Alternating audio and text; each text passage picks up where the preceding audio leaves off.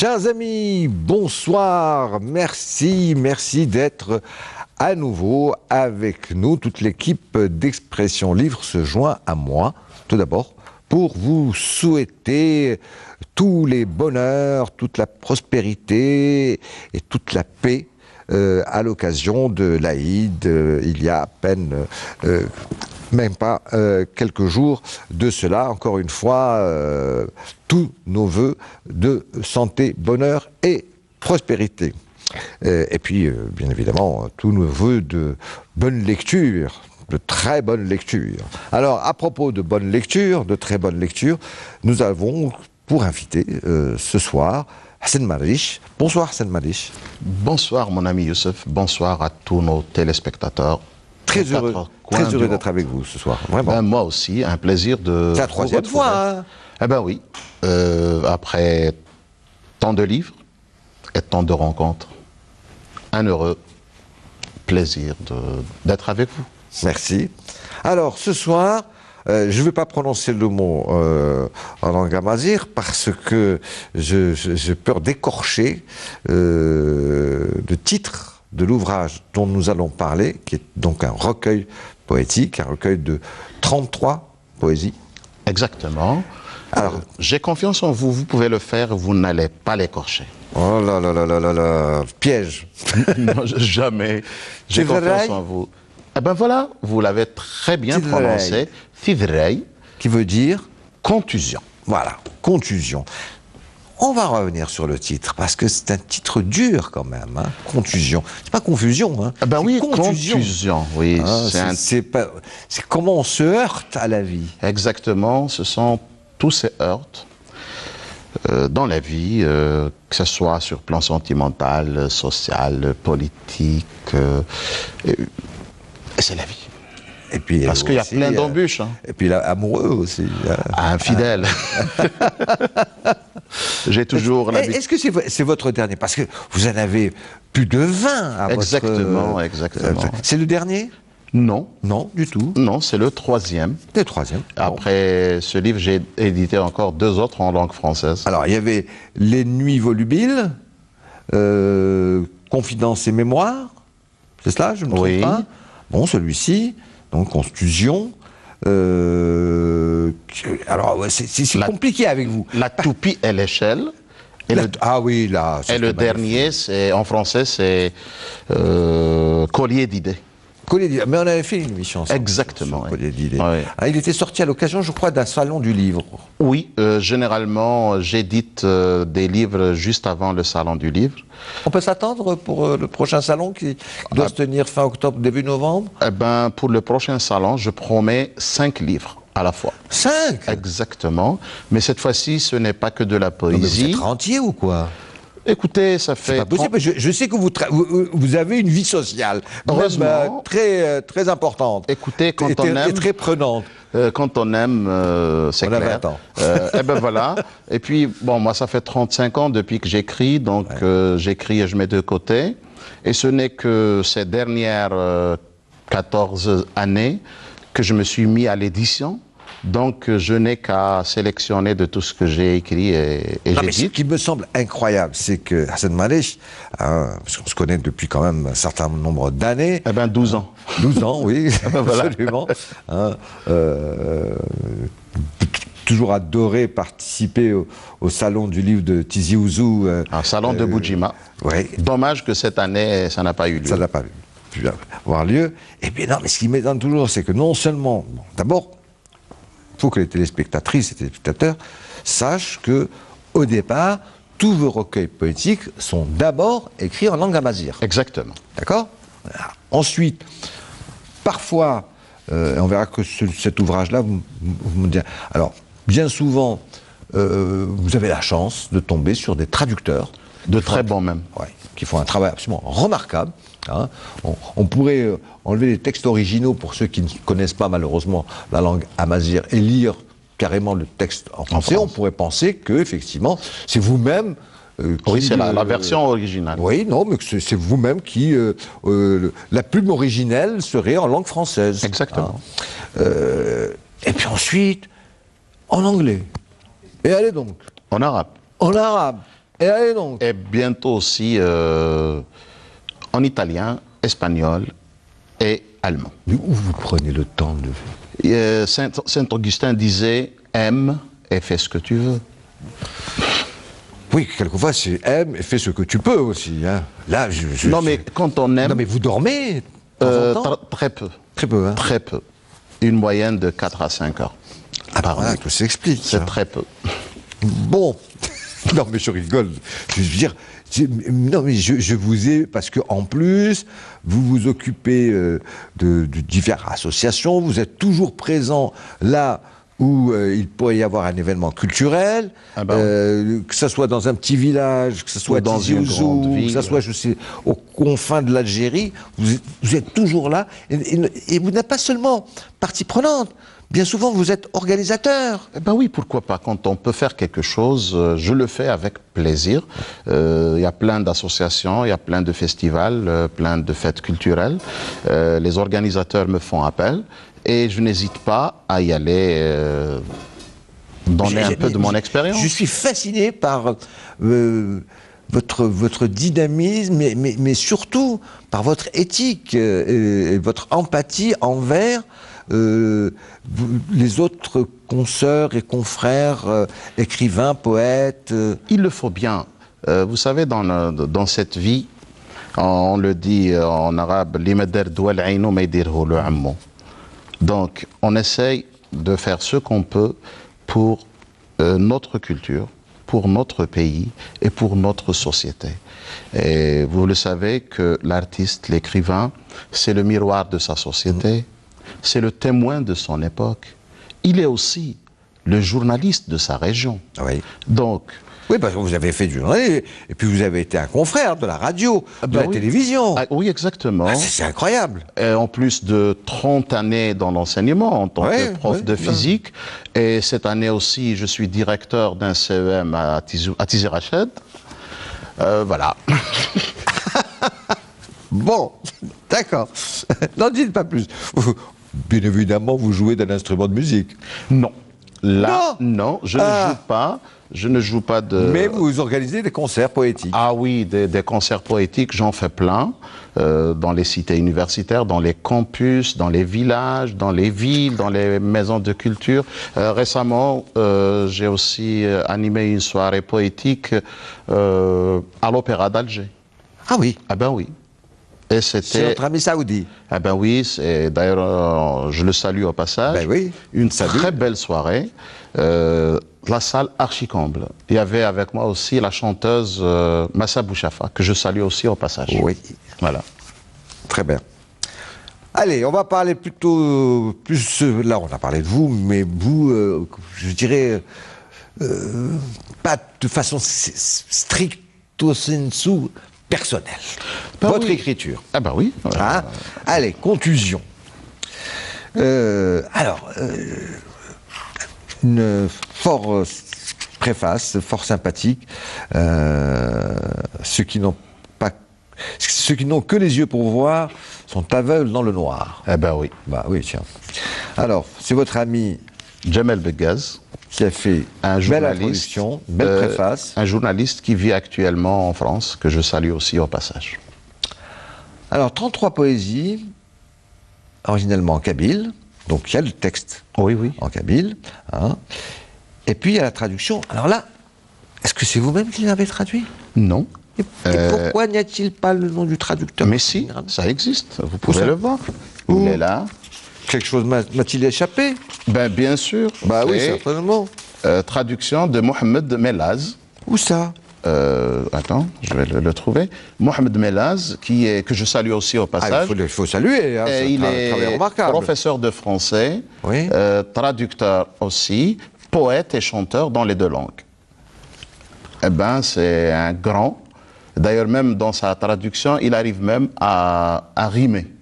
Oui, à avoir la rime riche. Et ça, c'est pas donné.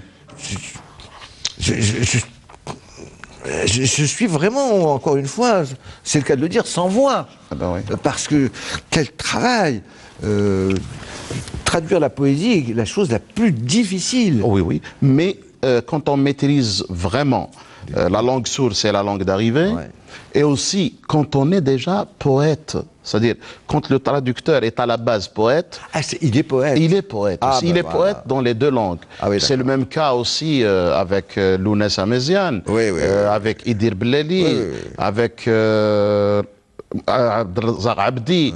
Donc c'est poète. Mais c'est la fameuse histoire comment elle s'appelle, des poésies de Edgar Allan Poe, qui ont été traduites par Baudelaire. Exactement. Donc si la traduction est aussi belle, c'est parce que les deux étaient poètes. Exactement. Ouais. Et surtout qu'ils écrivent dans les deux langues. Ouais.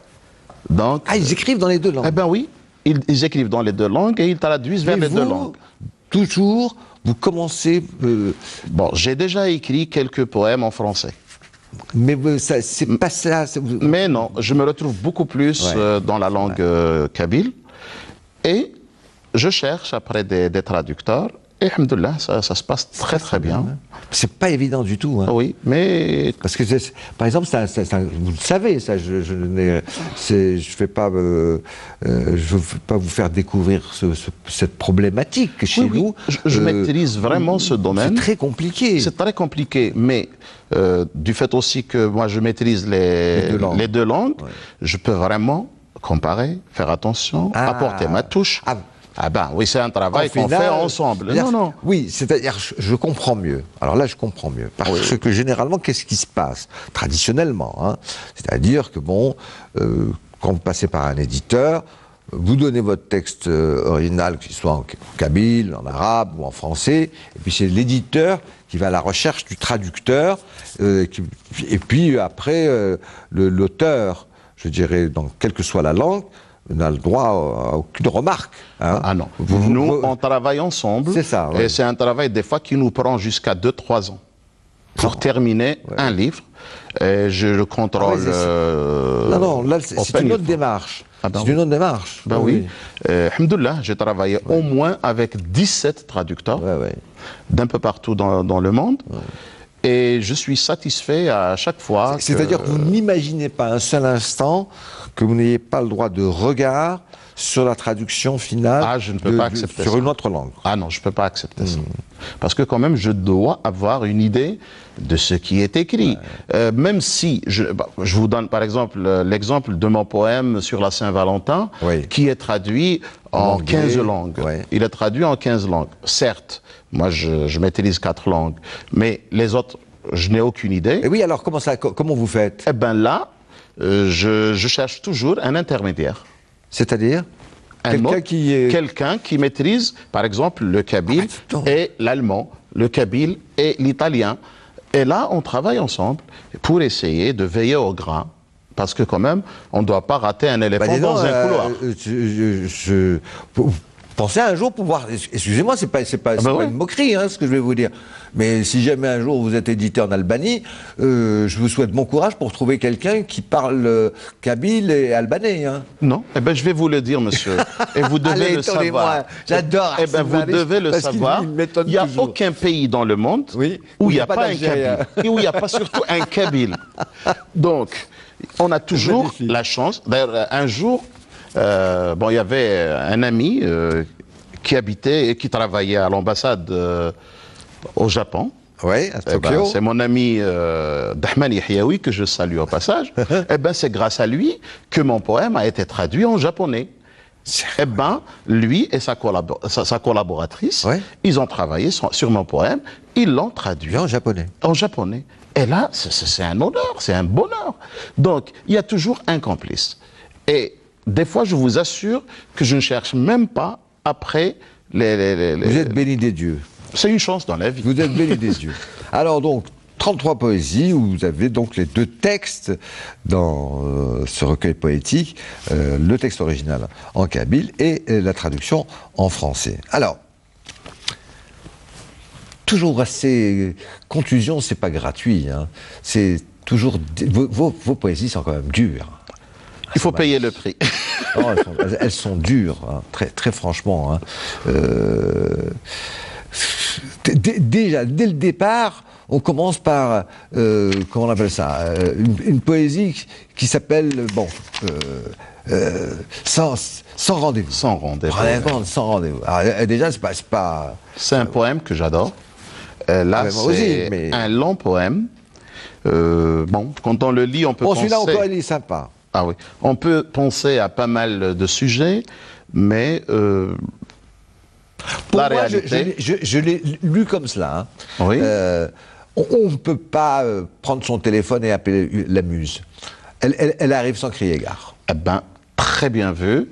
C'est un poème que j'ai écrit sur l'inspiration. Voilà.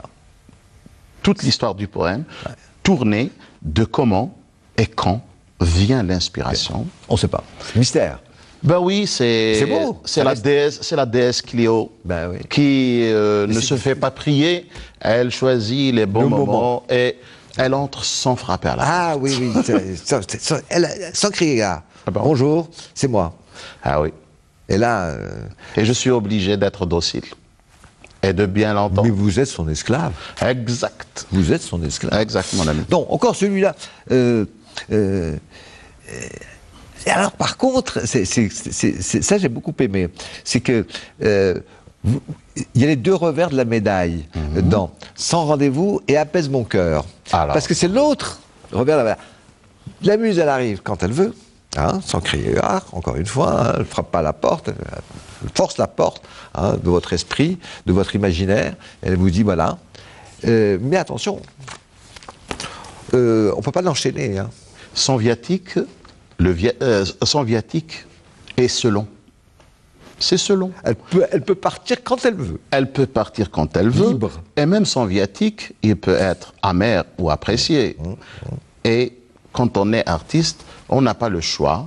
On est condamné à l'écouter et à écrire ce qu'elle nous dicte. Et ce n'est qu'après qu'on peut décider. Est-ce qu'il y a un pouvoir de décision? Je ne sais pas. Après, oui, parce que, bon, soit on va l'adopter, soit on va le laisser. Oui. Mais l'essentiel, on a noirci la page. Alors, on reste toujours dans les creux de mes nuits, toujours dans cette idée sur l'inspiration. L'inspiration, la poésie. Les affres du poète, les tourments. Ah ben oui. C'est un poème que j'ai écrit comme ça, comme tous les autres poèmes, mais sincèrement, c'est un poème qui m'a fait honneur, vraiment honneur. Comme le poème sur la Saint-Valentin, ce poème apaise mon cœur. Eh ben, j'ai eu avec ce poème le premier prix international de la poésie en Tunisie. Ah ben oui. Et c'était dans sa version française. Et là, j'ai été vraiment étonné. Et comme moi, je n'ai jamais participé dans les concours, je n'aime pas ça. Mais alors, c'est un ami à vous qui... C'est une amie qui l'a proposé. Imi, c'est une Tunisienne qui vit actuellement au Canada. Elle a lu mes poèmes, ça lui a plu. Puis elle m'a proposé de participer dans un concours qu'elle avait organisé. J'ai refusé. Elle a insisté, je lui ai dit, moi, je ne participe pas. Elle m'a dit, alors, je vais faire participer votre poésie. Et c'est comme ça que j'ai eu le premier prix. Et d'ailleurs, merci, j'ai refusé de récupérer le prix. Vous la jouez à Jean-Paul Sartre et à Bob Dylan. Hein? Non, même pas. Je veux pas de mais prix. parce que dans mes principes, j'ai juré. Je vous comprends. J'ai juré de ne jamais participer. Je commence à bien vous connaître. J'ai juré de ne jamais participer dans un concours. Vous n'aimez pas ça. Les médailles, les trucs, c'est pas mon genre. Et je lui ai dit, voilà, vous pouvez les garder, c'est un souvenir de ma part. Actuellement, elle s'est installée au Québec. Eh bien, nos amis du Québec nous regardent. Ah ben oui, on les salue d'ailleurs, c'est un plaisir. Absolument. Parce que, quand même, les creux de mes nuits, la fin est un peu terrible, hein, parce que vous vous adressez à vos lectrices et lecteurs et vous leur dites un peu genre, vous croyez que je suis si heureux que ça parce que vous me lisez? Ben, c'est pas évident. Parce que combien il m'a fallu de souffrance, combien il m'a fallu affronter de tortures morales inimaginable pour que je puisse pondre ces quelques mots. Et vous pensez que parce que vous me lisez, eh bien, ça me réconforte. Oui, quelque part, mais quant au fond... Et là, d'ailleurs, j'ai fait une comparaison. Ben, j'ai écrit même un long poème et un long texte où j'ai fait une comparaison entre le moment où l'écrivain écrit, je l'ai comparé à une femme qui accouche. Oui. Alors, j'ai essayé de m'étaler un peu sur le sujet à partir du moment où il y a la fécondation chez la femme, il y a la grossesse, Ouais. puis l'accouchement. La délivrance. Et puis, même chez l'artiste, le moment où il y a cet instant où il y a l'idée qui s'installe et le moment où on accouche de l'idée sur un papier. Donc, il y a toute une souffrance, il y a tout un truc. Et c'est ce qui a Inspiré le poème. les creux de mes nuits. Alors, la poésie, je le sens bien, surtout vous, par rapport à la région d'où vous venez, hein, de Kabylie. Je vous remercie d'ailleurs d'avoir fait le déplacement de Tizi vers nous. C'est avec plaisir. C'est l'oralité, c'est la poésie orale, Ah bah oui, qui c'est prédomine, qui est magnifique. À l'image du barde, c'est Mohamed Oumhand, qui est d'ailleurs de ma région. C'est à peine à 4-5 kilomètres de mon village. J'ai toujours peur d'une chose, vous savez quoi, Zed Marish, malheureusement je ne comprends pas un strict mot de la langue kabyle, mais j'ai toujours peur, je pense que vous allez partager ma peur et ma crainte plutôt, de dire que j'ai eu la chance et l'occasion de me balader dans les villages de votre région et j'ai rencontré des jeunes comme ça qui pouvaient me sortir de mémoire. 50, 60, 80 poésies. Ah bah oui. Et je me dis chaque fois, bon, j'espère qu'avec les techniques modernes, ils s'enregistrent, parce que j'ai bien peur que ça se perde. Non, non. Actuellement, il y a pas mal de livres qui ont déjà été édités sur la poésie de ces Mohamed Oumhand. Non, pas seulement. Non, celle qui est écrite par des jeunes aujourd'hui. Oui. Non, actuellement, il y a vraiment plein de livres qui s'éditent. Ah oui. En poésie surtout. D'ailleurs, si on doit comparer le nombre de livres de poésie au roman ou au théâtre ou à autre chose, la poésie est en première place.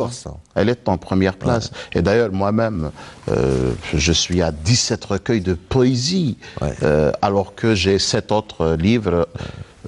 Soit les devinettes, soit les proverbes, soit les citations des animaux, les citations des objets, un conte. J'essaye de toucher encore à d'autres choses, mais la part du lion, elle appartient à la poésie. Ah bah oui. Je vais vous raconter une anecdote. À Bdjaya,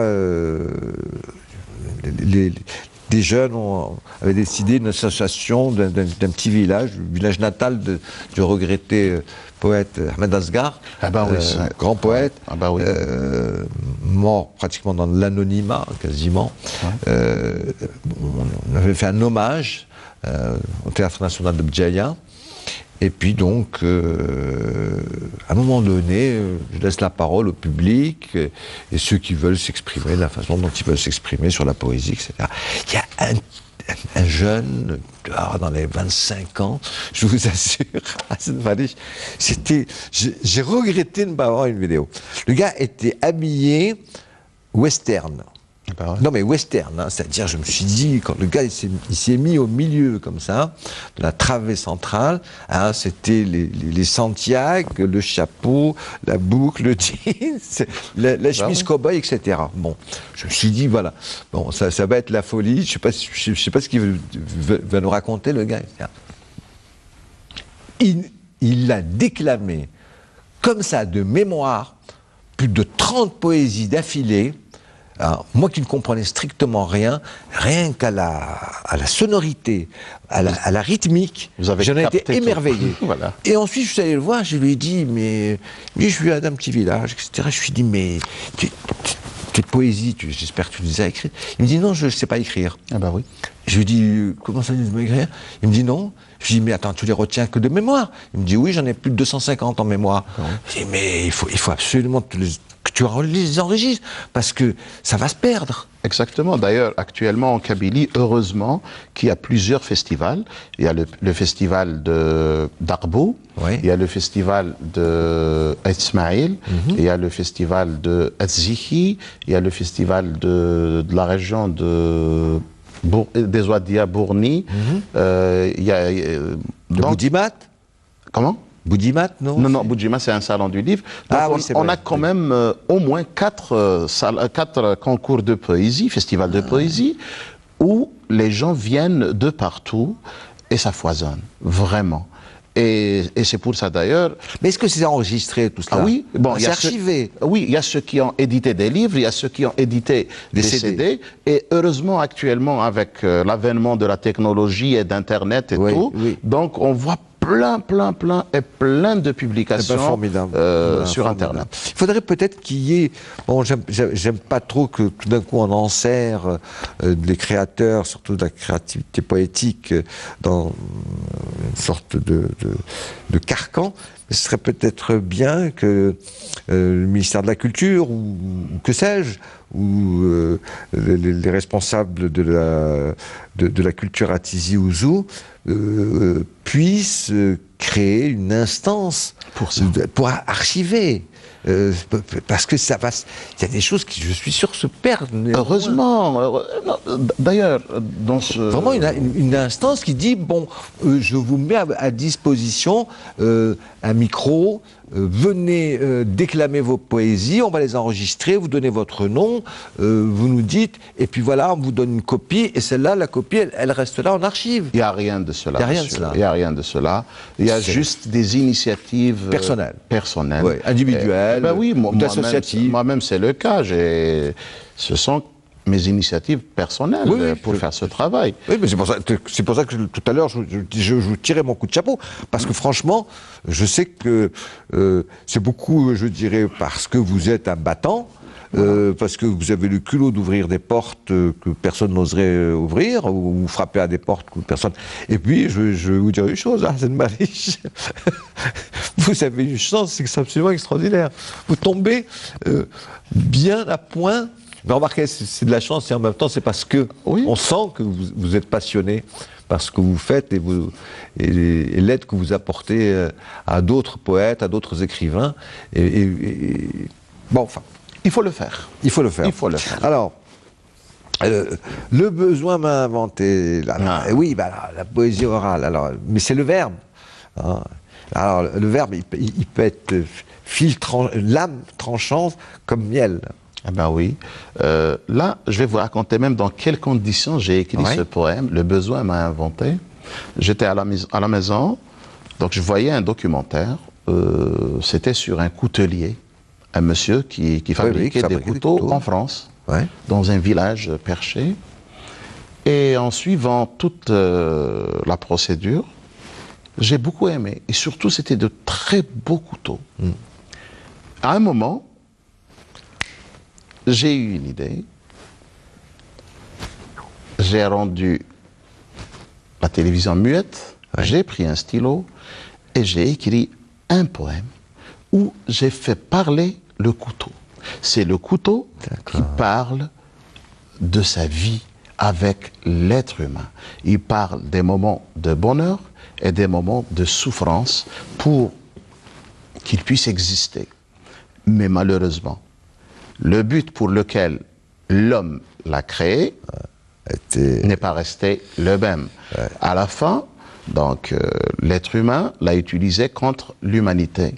Mais à la fin, c'est que ce couteau, il se retrouve devant le procureur, ou bien le juge, pour ce qu'il a fait. Il va être jugé. Et pourtant, ce n'était pas de sa faute. Non. Et c'est toute cette histoire que j'ai essayé de raconter dans le poème.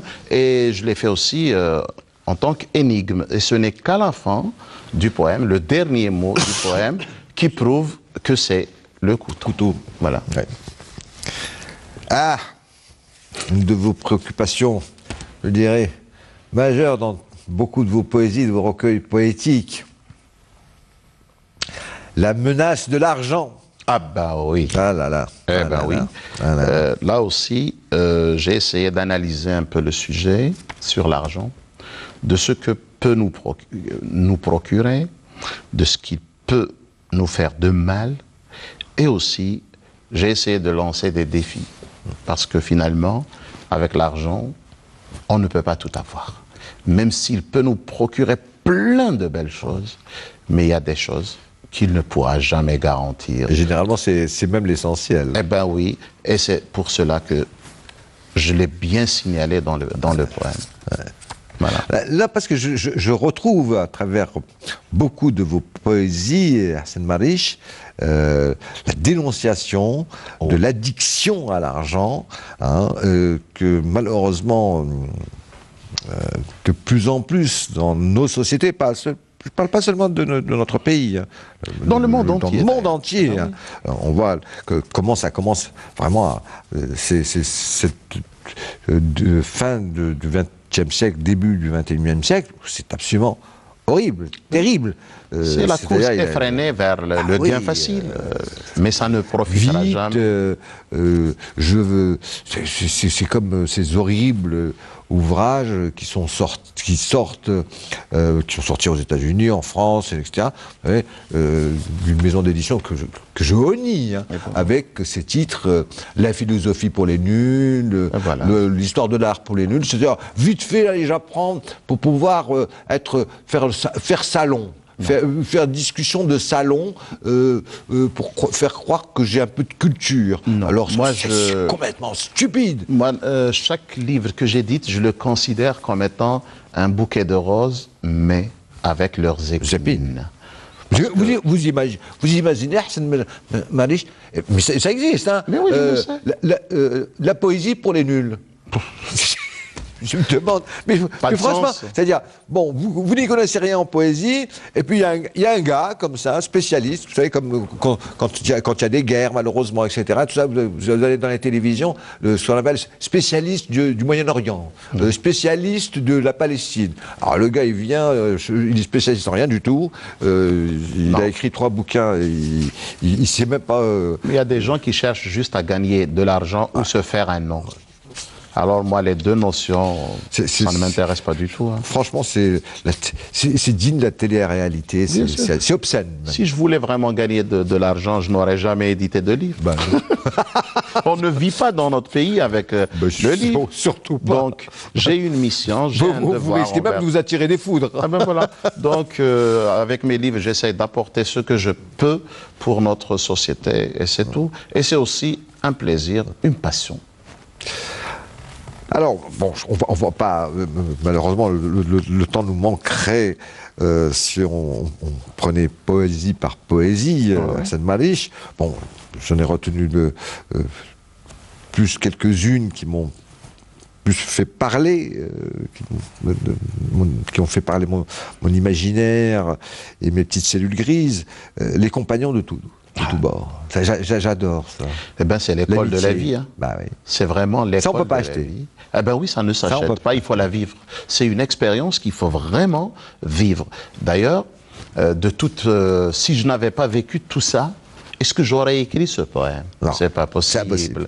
Donc, moi, je suis quelqu'un qui a beaucoup voyagé, qui a beaucoup lu, qui a beaucoup fréquenté. Et au bout d'un certain temps, j'ai vu que j'ai gagné pas mal en expérience.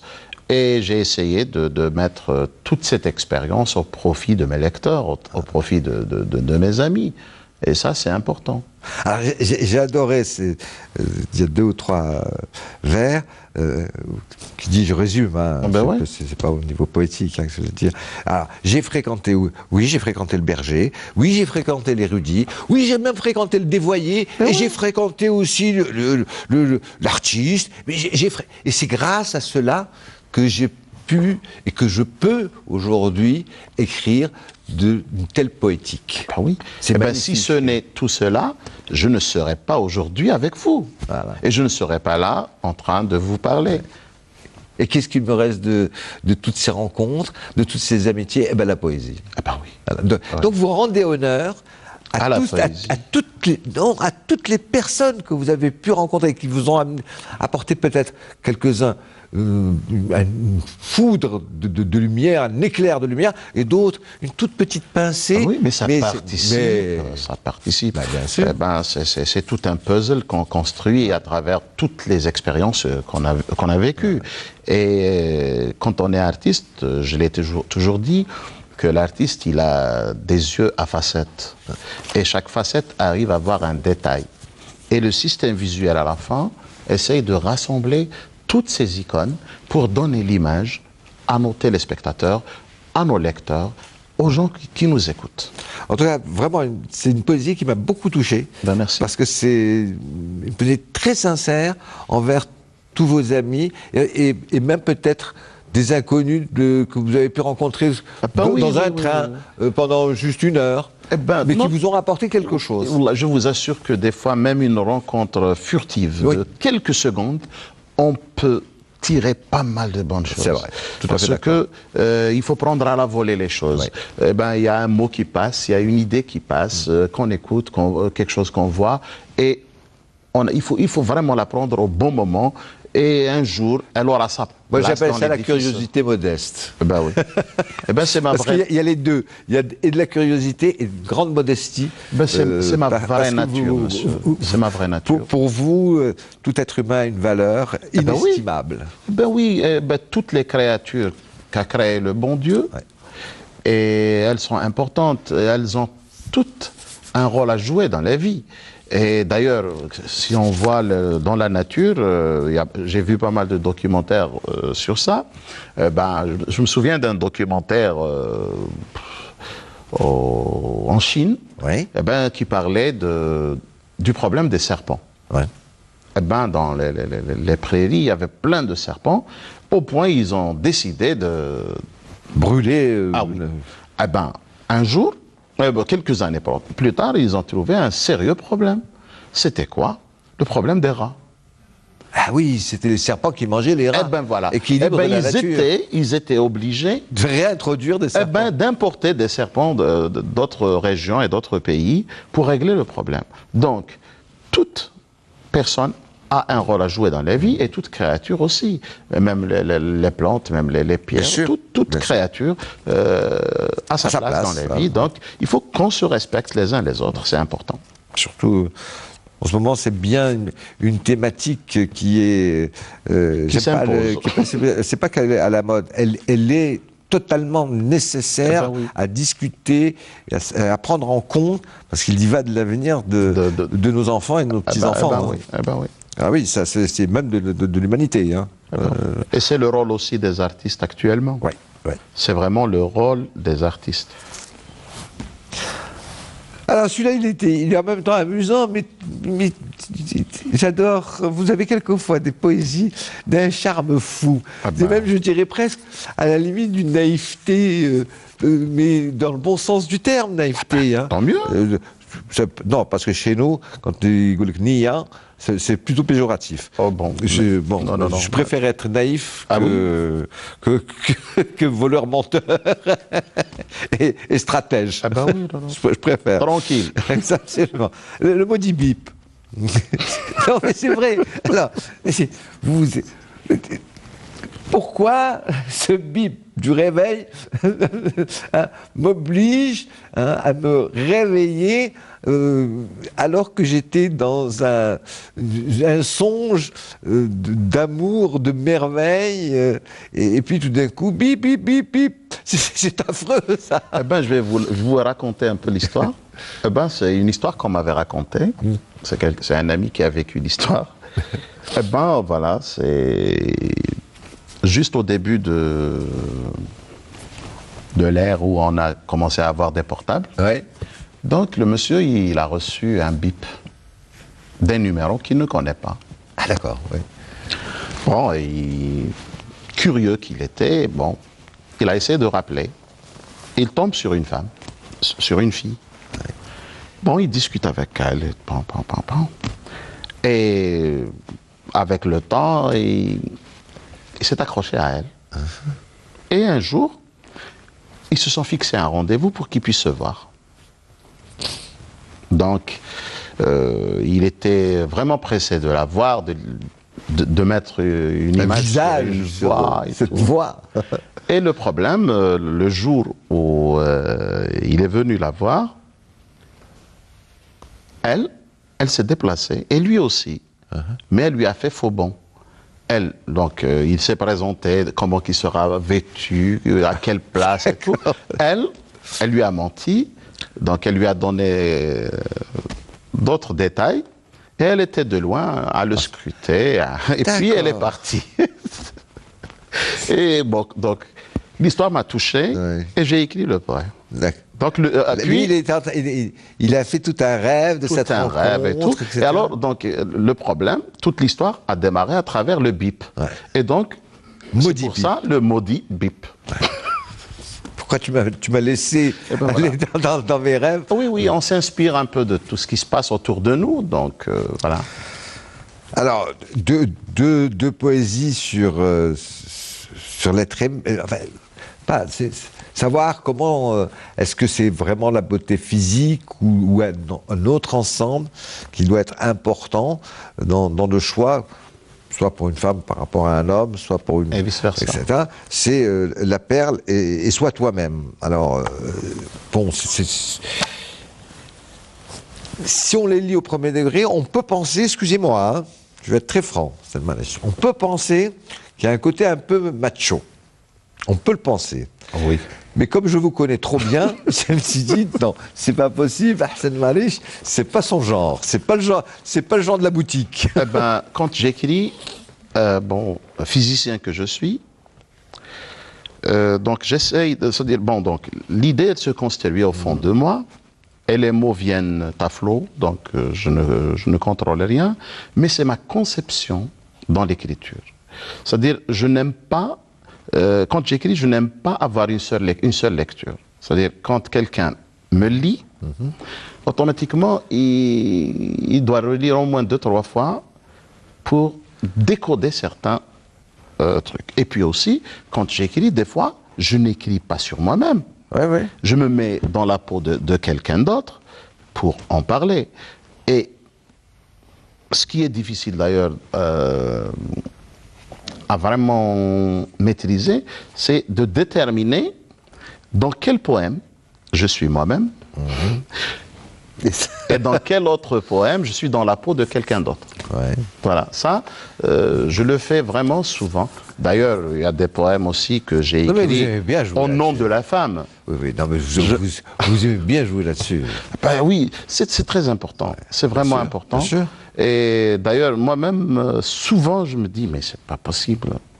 D'ailleurs, la construction généralement de toutes les, enfin ceux que j'ai eu en tout cas en main, pratiquement pas tous, mais 5, 6 ou plus que cela, de vos recueils poétiques, Hassan Malish, au départ, je dirais, comme je sais que c'est vous qui positionnez la place des poésies, Eh ben oui. qui structurez votre ouvrage poétique, hein, c'est pas un éditeur, c'est vous-même. Ah, c'est moi, à 100%. Donc, c'est très labyrinthique. Ah ben oui, Et d'ailleurs. Et quand vous me dites, oui, bah, c'est un peu aux lectrices et aux lecteurs de découvrir qui est ma part, et qui est, bah, il faut, une fois qu'on a terminé un nouveau recueil poétique, il faut reprendre du premier poème jusqu'au dernier et savoir comment tracer la route. Ah ben et oui. c'est là où on vous rencontre. Eh ben exactement, Et c'est là où- c'est un réel électrocardiogramme que je place dans Parce que c'est pas gratuit. tout livre que je fais. Ouais. Parce que quand même, il faut sentir ce plaisir de découvrir quand on lit un livre. D'ailleurs, moi, un livre que je lis et qui ne m'intrigue pas, qui ne me pose pas un problème sérieux, je l'abandonne. Donc, quand on lit, et puis d'ailleurs, même les thématiques, j'essaye de varier, de mettre plusieurs thèmes dans le même livre pour que le lecteur, voilà, tire profit, s'amuse, trouve le plaisir, se construit, et pourquoi pas.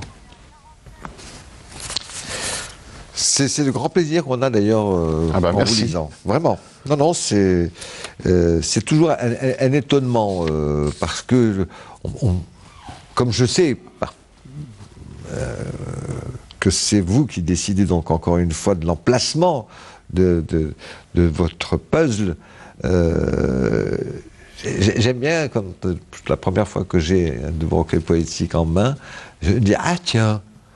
Et voilà, qui essaie encore de nous perdre. Eh ben oui, ça d'ailleurs même. Et voilà, c'est Dédale qui nous revient là. Il faut bien, parce que mais oui, bien sûr. Quand je décide d'éditer, d'ailleurs la chose la plus difficile quand je décide d'éditer un livre, déjà c'est de faire le choix.